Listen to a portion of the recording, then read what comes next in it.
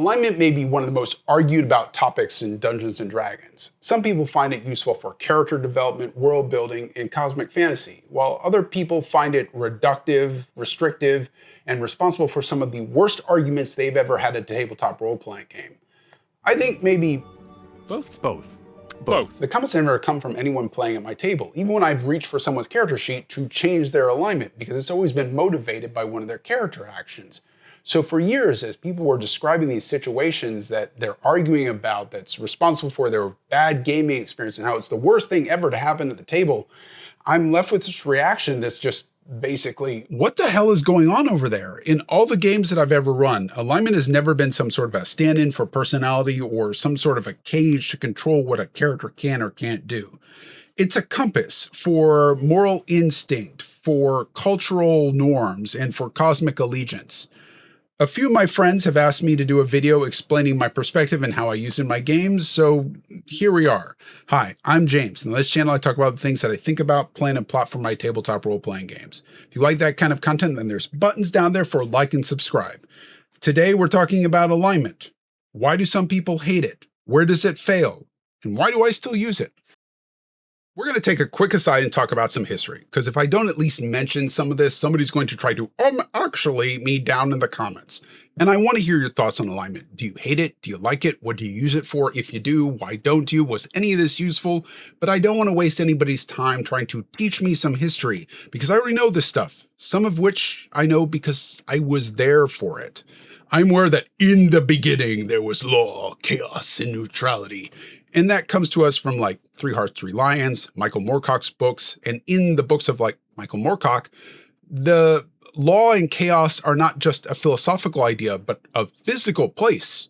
You can go to the plane of law. It is boring, lifeless, and like a soul-sucking desk job. I'm also aware that sometimes Gygax framed this less as a personal moral choice and more of a religious affiliation. And pretty quickly after the release of the hobby, we get the additional axis of good versus evil. And from there, we are off to the races, with people interpreting obeying the laws as being the good thing and chaos being misconstrued as being evil. What's important is that even early on, these were not thought of as personality traits, but as fundamental forces of the universe, like gravity, but pulling the universe in 4 different directions. With the history done, let me stick my foot firmly into the anthill. I am aware that for some people, seeing an alignment on top of a species in the monster manual is restrictive, maybe even offensive. I don't share that personal belief.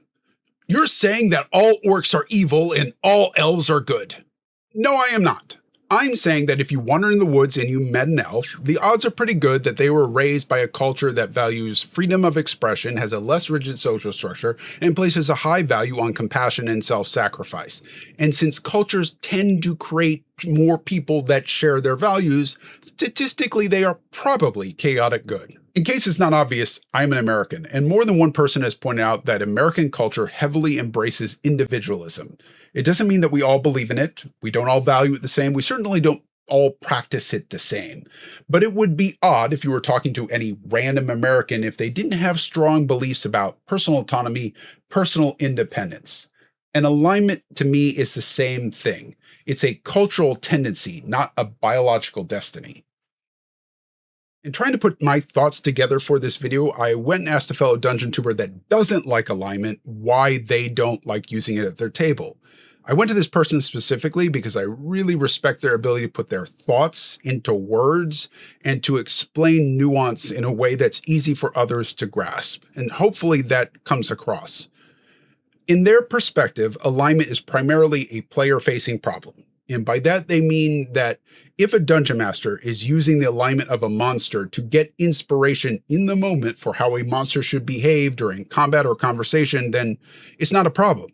The stat block says that this creature is lawful evil. That tells me that unless I have a good reason that this individual creature is an exception to the norms of their normal society, that the creature is self-interested and predatory, but they do follow some sort of a hierarchy or a guiding code, a principle, religion, something that gives them an outside moral that they're going to obey that the players could potentially use to try to manipulate that creature. And if I don't find it useful, if I disagree that that's how this creature should behave, then I can throw it out if it's not useful. For players, it's either a shorthand for behavior, in which case, do you really need it if it's not actually doing anything, it's just describing something, or it's restrictive and tells a player what they can and cannot do. For players that enjoy exploring moral ambiguity, conflicting belief, deep character psychology, alignment is reductive. Morality is complicated. People are inconsistent. We fail and we rationalize, we change our minds, we do noble things for selfish reasons, and we do selfish things while telling ourselves that they're noble. If alignment is going to be part of a game system, then the game system should acknowledge it mechanically. Spells should care, magic items should care, character classes should care. But then you are going back to alignment being restrictive and telling players what they can and cannot do. And there's some fairness to that criticism.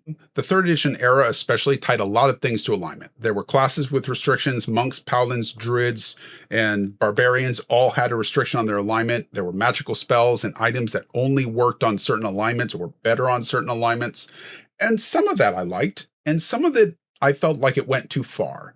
A lot of the class restrictions felt forced to me. The barbarian, for example, a lot of the cultures and characters that we could point to as like the inspiration for the barbarian, those could belong to an honor culture. And if the barbarian trusts that code of honor more than their own impulses and then uses wrath, rage, to fulfill that honor code, then that sounds lawful to me. Wrath may not be in my personal honor code, but that doesn't mean that everybody agrees. A lot of players don't hate alignment because they read some essay on ethics or morality. They hate it because at some point, a dungeon master used it as a shock collar on them. Imagine that your character goes to an adventure and they come out on the other side with a badass sword that does special stuff if they retain their chaotic neutral alignment. And then later down the line, your alignment changes because you and the dungeon master disagree that one of your character's actions were in alignment. And now that badass sword stops working. That can reasonably piss some players off. So maybe instead of arguing whether it was chaotic neutral for your character to lie to the corrupt captain of the guards, we just disconnect alignment from the game mechanics. Then it doesn't matter as much if your character's alignment changes. But if this no longer has a mechanical hook in and is not reasonably describing the complex moralities of your character's behaviors, then it makes sense to ask, does this still serve a purpose? I find alignment frustrating when people try to treat it like a complete moral philosophy. It isn't. It's not Kant or Aristotle. It isn't a 1,500-page dissertation debating under what circumstance it isn't just morally permissible, but a moral imperative that you steal bread. They're closer to a personality test, like Myers-Briggs, True Colors, which Hogwarts house are you? Whether you think these tests are useful or not, these are trying to find an answer to a very specific question, one aspect of your personality, as it were. And in the case of alignment, the question is asking is, what does your character do when the bomb goes off? There's an explosion in the marketplace and there's smoke everywhere. The injured are screaming. There's bodies lying painfully still while those that can are fleeing for cover. What does your character do before you have time to write me an essay about it? Do they flee the scenes? Do they call for guards? Do they start organizing and try to find out who needs help? Do they chase the person they believe might be the suspect? Or do they start looting? It's shorthand for your character's impulse under threat, not a full psychological profile. People who study ethics and morality are bothered by alignment for the same reason that martial artists are bothered by TTRPG combat systems. Because, yeah, it isn't trying to fully model the complexity of human morality any more than hit points are trying to model realistic internal bleeding. It is meant to give you an indication that under pressure, this character is likely to act selflessly, or self-interest, or to look to a code for what they're supposed to do next, or follow their gut, or maybe just wait around to see which way the wind blows. That is useful if you don't have an experience to draw from personally, or if you're going to play someone who operates in a different way from yourself, to give yourself a first instinct that belongs to the character, rather than just defaulting to your own. Usually when we're talking about alignment, we're talking about that 3x3 grid, where every character fits neatly into one of these boxes, from lawful good all the way down to chaotic evil, where we keep serial killers, clowns, and 1/3 of the comment section. I think those boxes lock us in too rigidly. I think about alignment more like the color wheel. Green is good, red is evil, blue is law, yellow is chaos, and the closer you are to the center, the more you are neutral, less committed to ideals. The further out you are, the more of a zealot your character is. And even then, alignment isn't describing a personality. I play a Paladin Shuld, and I leaned hard into lawful good for his character. He is lawful because his code of behavior is dictated by his religion. It's something outside of himself that he is trusting to tell him how he should act rather than his own instincts. He's good because he generally does care about helping other people. He would lay his life down the line to help somebody he hates if his religion told him that that's what he should do. But he's crude, mean, a bully, he's violent, and he drinks way too much. But his religion doesn't forbid those vices. Alignment describes a general direction of moral instinct, not every personality trait. And people make choices that conflict with their instincts all the time. Good people choose revenge, evil people show mercy, lawful people break the rules, and sometimes chaotic people actually keep their promises. And sometimes we don't get a clean choice. Take Zack Snyder's Superman. And before you get all revved up in the comments, I am not here to defend every choice in that movie. I am looking at one moment when Superman kills Zod. So much. You can mourn for them. Superman is self-sacrificing. He protects those that can't protect themselves. He has a moral code. He doesn't lie. He pursues justice. He believes in mercy. He inspires hope. And he doesn't kill. He is the classic example of lawful good. But in this moment, Zod puts Kal-El's morals in opposition. Innocence will die if Zod lives. He doesn't betray his alignment here. He fulfills the only bit of it that he can. And the agony here is that he will still feel guilt for this.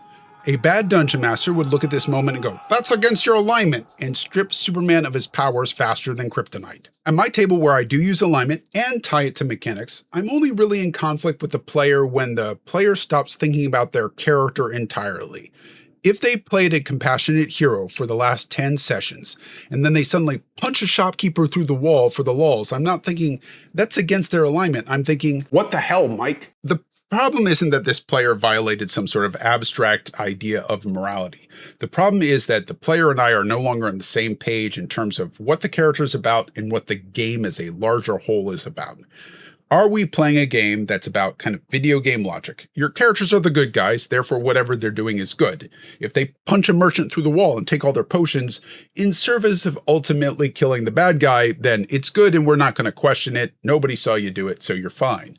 Or is it a deeper exploration of morality in kind of, video games Mass Effect, but I'd put it at like Lord of the Rings or even Game of Thrones, where we're having these characters that are really morally complex, where you could argue that this character is lawful good, even though sometimes they are doing evil things, but we need this to have a shared language.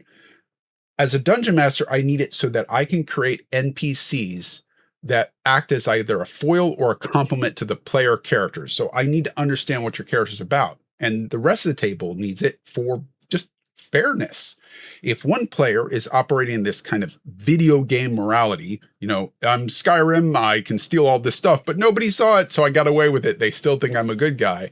And everybody else is playing in this more Games of Thronesian logic, morality, where they are judged by some ultimate arbiter, the gods, the universe, or in this case, a dungeon master. That's not consistent, and it's not fair for one to be held to a different standard than the other. This is where alignment is most useful to me as a world builder and as a dungeon master running a sandbox, creating things that I'm hoping my players will interact with in new and interesting ways, and I'm going to improvise, not as a means to control the players, but as a cosmological fact. In some campaigns, good, evil, law, chaos are not just opinions, they are forces. They have planes, servants, afterlives, artifacts, and consequences. My campaign leans heavy into cosmorality. What does it mean to be a lawful person as opposed to a good person? Can a good person and a chaotic person actually come together and form an answer? These are fundamental forces of creation in the universe. The world is filled with literal fiends, physical angels, and gods that walk among the characters. The moral choices of these player characters are going to have an impact well beyond themselves, so I still use some older style alignment mechanics. Spells interact with alignments. There are holy weapons that will do more damage against powerful evil creatures, not the petty merchant that was trying to cheat them out of some additional gold.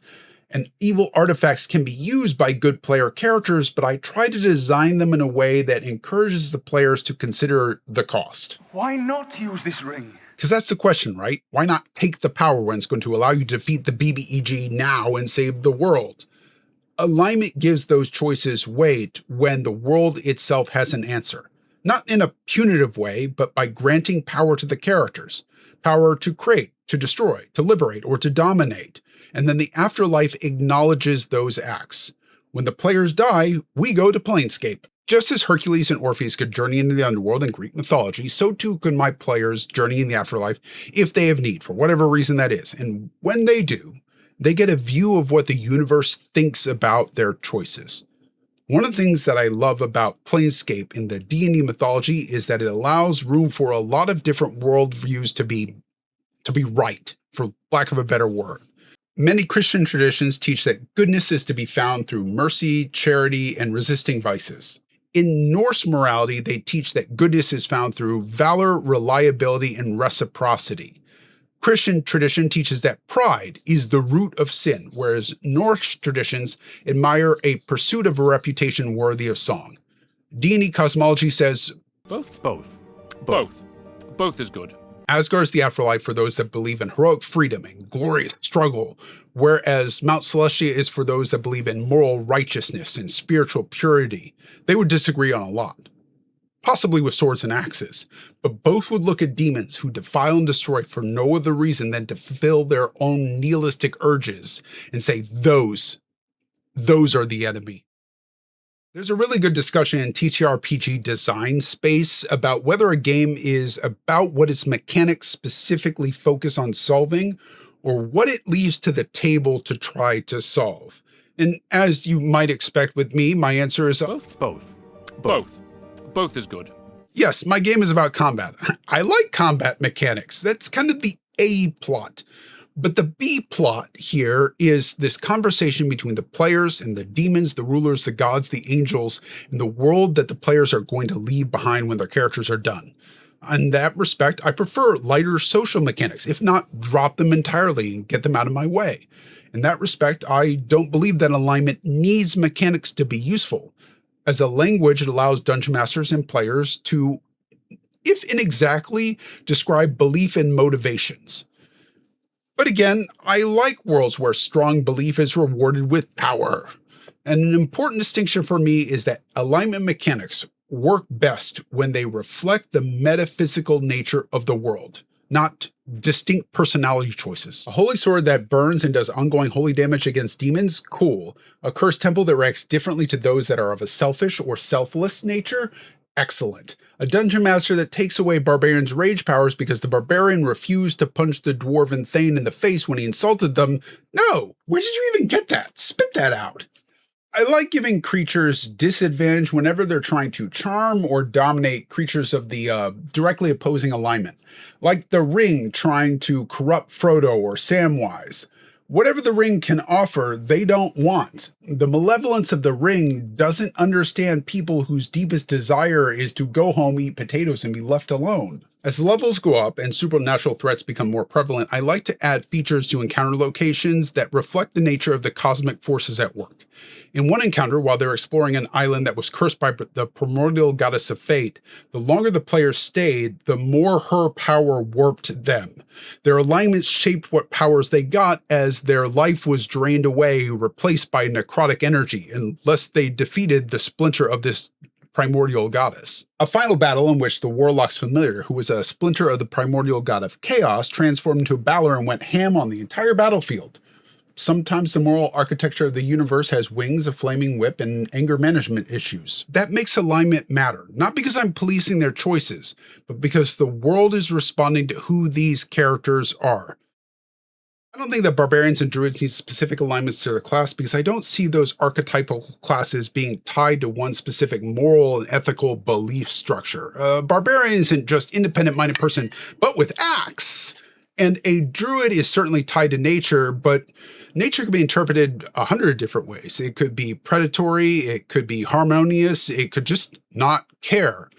The winter doesn't know it's trying to kill you. It doesn't even acknowledge your existence. So I don't see the barbarian and druid as needing this, but The monk and the paladin, though, that's a different conversation. A monk isn't just somebody that punches well. Foundation of that class is the fantasy the monk is disciplined enough in thought, behavior, body, that so intense that they've been granted power that normal people just don't have. And we represent that power through ki, which in the D&D tradition means you can fistfight dragons. But being a monk is about more than just good at punching. It's about discipline, transformed into power. A lawful outlook is fundamental to the class.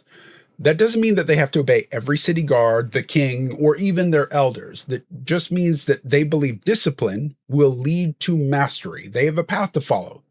They have a code. That might be from their monastery, maybe a religious tradition. It might be something that they came up with themselves after rejecting every master that they previously had, but they still have that code. And rejecting that code means that they are rejecting the thing that is giving them power.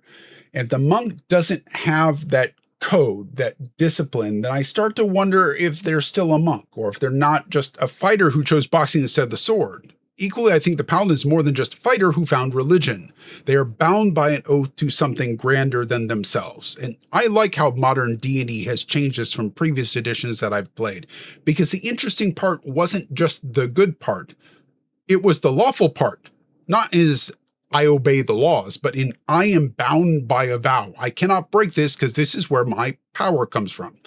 Maybe this is bound to a vow of noble sacrifice. Maybe it's to retribution. Maybe it is to a religious order. But if nothing is binding this character to a specific set of ideology, then I think something essential has been lost. Now they are just a fighter who prays, but with a fancier word at the top of their character sheet. If we're talking about the core fantasy of the monk or the paladin, I think the lawful requirement belongs there. Restrictions aren't always the enemy of the character. Sometimes restrictions create the character. The paladin who in facing Dracula has a crisis of faith because no just and merciful God would allow such a monster to exist. Or the monk who abandons discipline for power or revenge or desire. These are timeless stories about what happens when a character is unable or unwilling to fulfill the ideal that they've sworn their life to, and what happens to them as a result of those changes. And these stories find their embodiment in these two classes. I don't think every class in Dungeons & Dragons or whatever TTRPG should have some sort of a ideological restriction placed on them. I think most classes are flexible enough that doing so would actually harm them. But when a class is based around a specific set of ideological principles, I don't think that that is a limitation just slapped on the back of the class for just shits and giggles. I think it is the class. If your game is pulp fantasy where the player characters can do basically anything and comically get away with it, then 5 out of 5. I would recommend that game, and alignment is probably bogging that down. If your friends are psychologists, writers, philosophy majors, theory majors, and you want to discuss the finer points of nihilism, anarchism, moral relativism, and whether anybody gets to have any enjoyment at all, then might I recommend Planescape. You're kind of like a scientist watching Project Hail Mary, and your expertise makes it hard to accept the simplifications that everybody else just kind of accepts so they can enjoy the story. But if your game has angels, demons, cursed artifacts, divine judgment, and morally gray factions that are making compromises in a shattered world, it can be powerful to ask, which factions are you aligned with? And what does the universe think of what you just did? I am honestly not trying to convince anyone that alignment is the right answer for every table. It isn't. I'm trying to convince you that it's a tool, like hit points are for Are You Alive? A simplified language for a game to examine moral instincts, cultural tendencies, supernatural allegiances, and cosmic consequences. Used improperly, it can be a cage. Used properly, it's a compass. Maybe you already know where you're going and you can fire up the GPS. Great, then leave the compass in the drawer. But as a player and a dungeon master, I want every tool at my disposal, just in case the party wanders off into the woods of ambiguity and starts wondering if maybe Asmodeus had a point. Until next time, Dungeon Masters, remember, you're a player too. Try to have some fun.